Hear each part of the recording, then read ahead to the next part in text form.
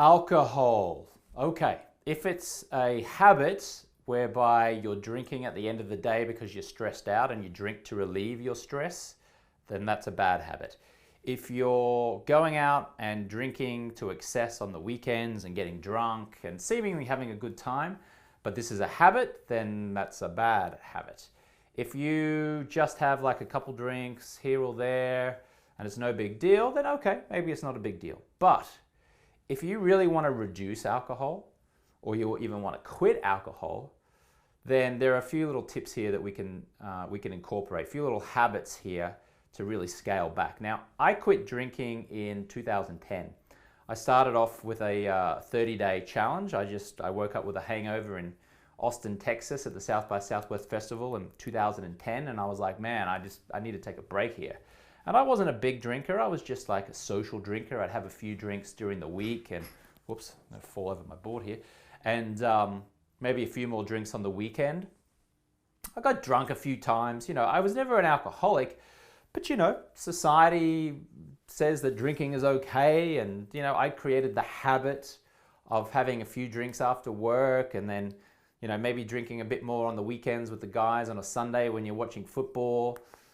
Maybe you go out on Saturday night when you go out to dinner with friends, you order drinks, you know, like just before you sit down, it's like, let's go to the bar and have a couple of drinks to start off with. And man, the amount of money that it costs to drink is pretty excessive. Like it adds up. And that's just, you know, going out to a bar or a restaurant. Even if you're at home, you're just buying like a nice cheap bottle of red wine or white wine or a moderate priced bottle. Even that adds up. And here's the thing, it's not just the cost, the financial cost of buying the alcohol, of purchasing the alcohol. It's also the alcohol related expenses, like if you're out and about, out at night rather, you're getting a taxi home or an Uber, so you got to add those costs in. You tend to eat more food when you drink alcohol because the alcohol makes you crave sugary foods.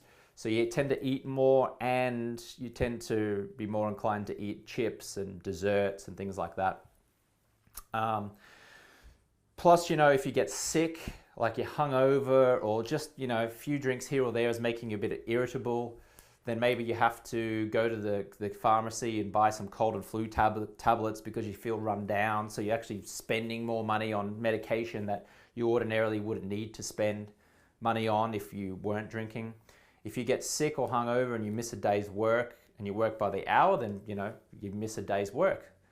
If you run your own business, because you're just a little bit icky and irritable the next day from even having one or two drinks, you're not focused on your work. And because you're not focused on your work and your business, you're not making as much money. So it's costing you lost revenue because you don't have that clarity and that focus.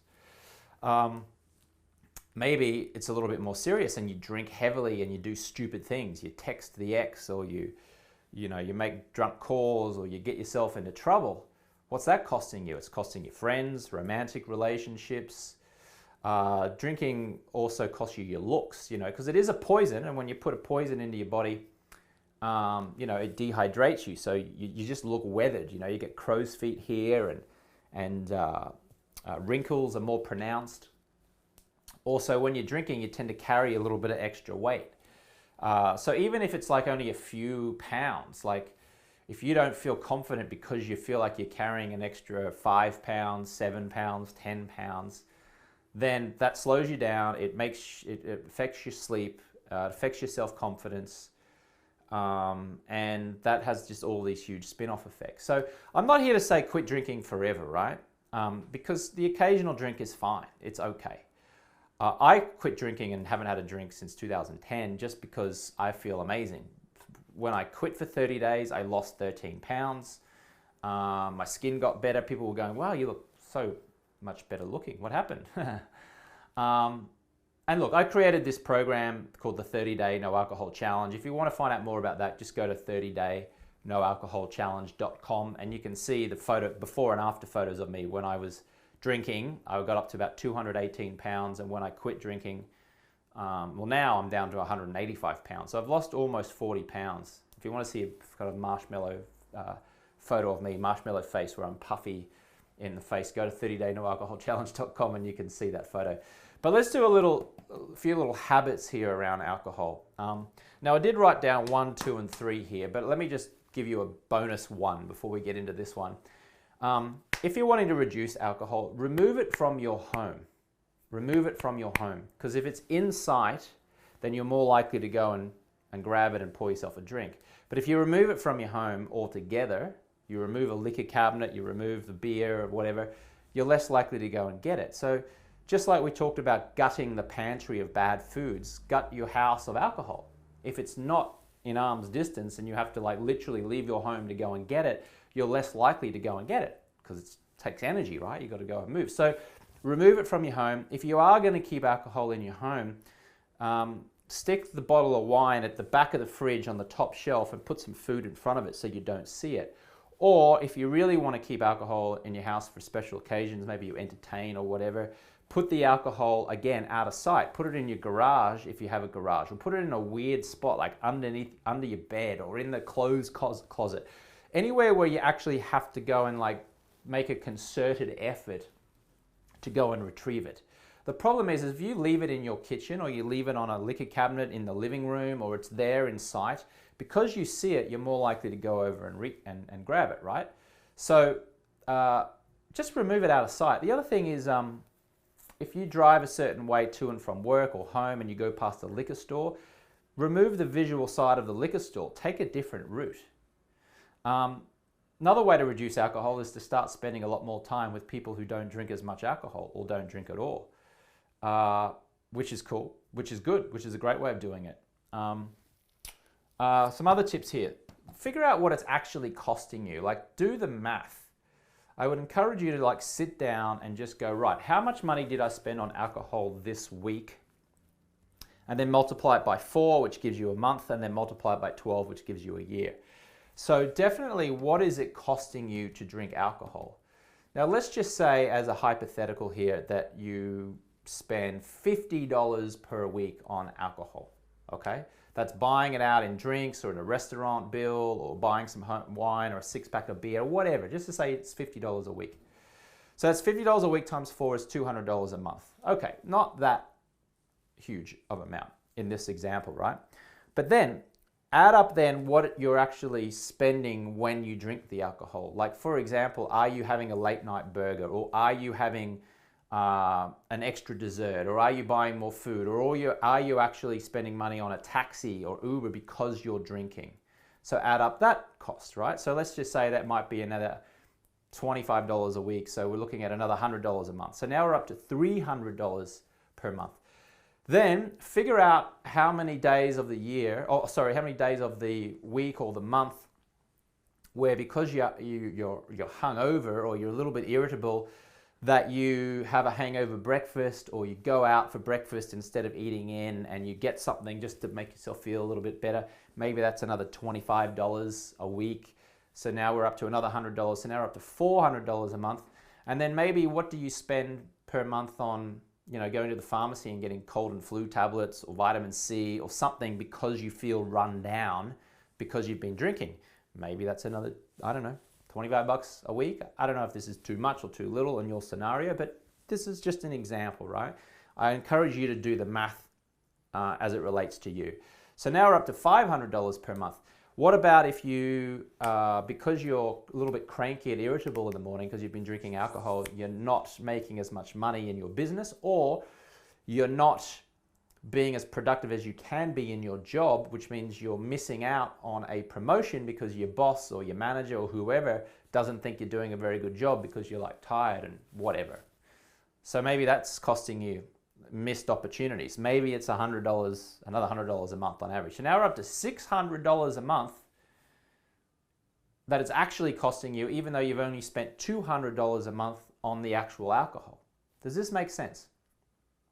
So, and even women, like, what do you spend on moisturizers? Like all those moisturizers, fancy moisturizers you put on, they're expensive. But guess what? You don't even need those moisturizers if you quit or reduce alcohol, because alcohol dehydrates you. If you want to have really beautiful, luscious skin, just quit drinking.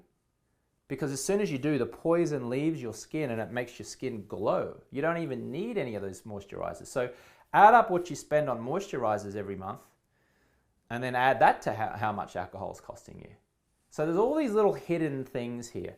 The other thing is, let's just say that the alcohol is making you depressed, because it is a depressant, right? Even if it just makes you a little bit depressed, just a little bit. Because you're a little bit depressed, now you're not as energetic, now you're less likely to go to the gym, now you're not as happy, and because you're not as happy, you're kind of walking around like this the whole time, and because you're walking around like this the whole time, maybe if you're single, nobody wants to date you, or you don't have the confidence to go and approach someone because you're kind of like walking around like this the whole time, just because you just have this general feeling of mediocrity or an averageness. Averageness is not a word, average, feeling average. So now that's costing you your happiness, and the happiness is costing you maybe $100 a month. So can you see how alcohol, even though it's just 1 or 2 seemingly innocent drinks per week or night or whatever, the drink to relieve your stress at the end of the day, can you see how it can actually be costing you a lot more than just what you spend on alcohol? So I would encourage you to do the math, okay, and then figure out what it is, what's it costing you. Second little tip here on alcohol is, if you want to go out and not drink, then say to yourself, I only drink water tonight. I only drink water tonight, or I only drink soda water. My favorite drink is water, ice, and a piece of lime, but it can be soda water with a splash of cranberry, whatever it is. Don't say to yourself, oh, I'm not going to drink tonight, I'm not going to drink alcohol. Just say, I only drink water, or I only drink soda, because the mind really wants to focus on what it can do.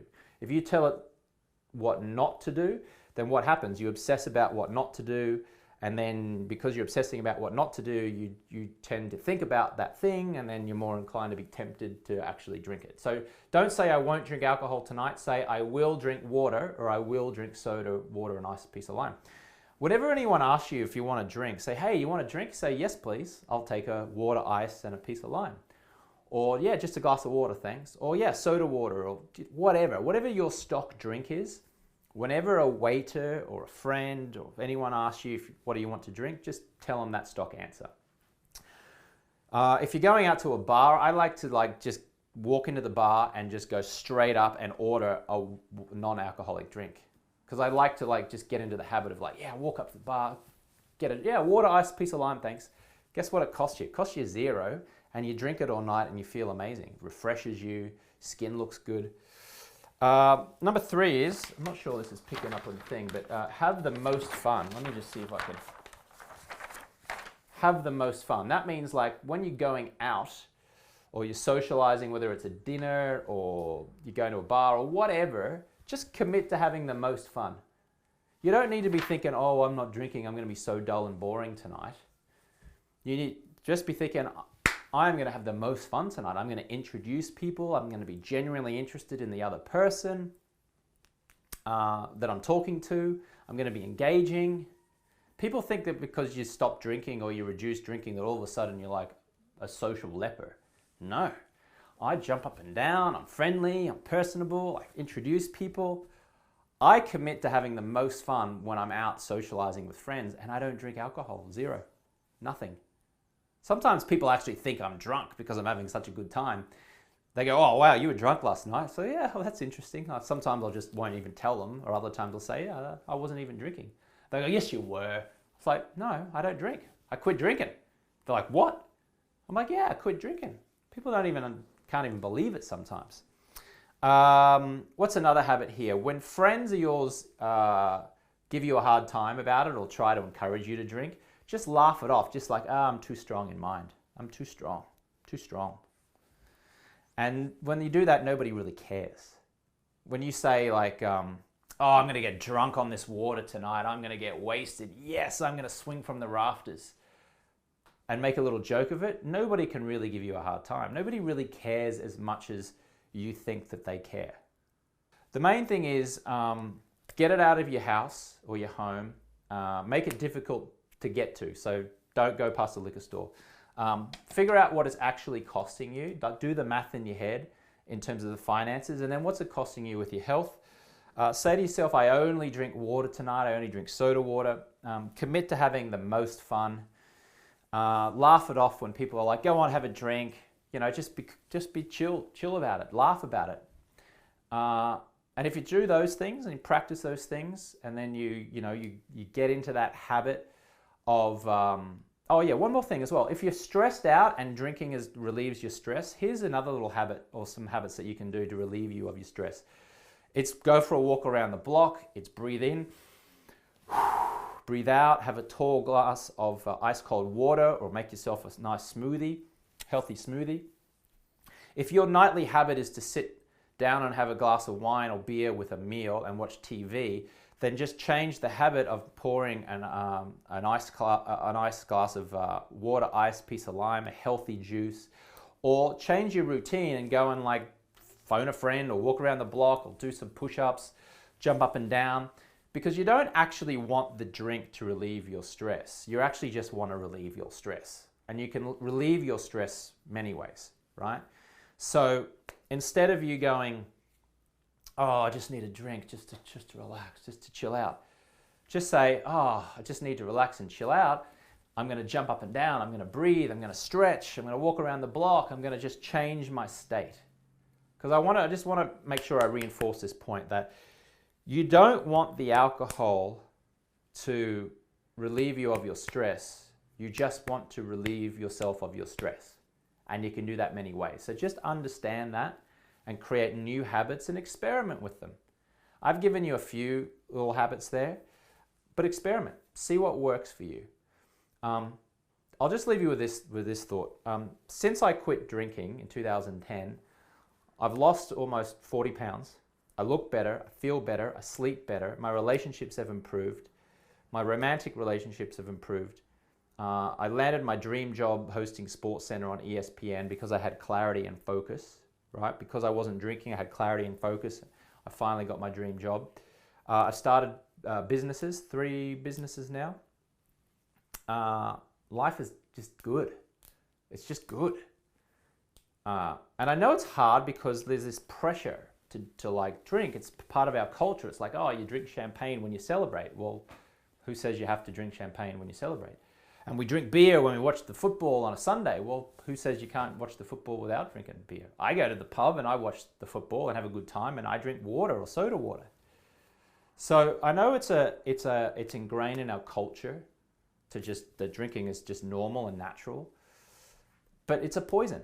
You're putting poison in your body. And so you can have fun, you can do all these amazing things. You can have a romantic dinner over candlelight without the bottle of wine. I know you can because I've been doing it since 2010 and it's awesome. And right now, go ahead and leave a comment down below. What is your relationship like with alcohol? What are you going to try now? What has worked? What hasn't worked? And share your experience around that. Ask other people, hey, what habits have worked for you to reduce alcohol? Get the conversation going. And I'll see you on the next one.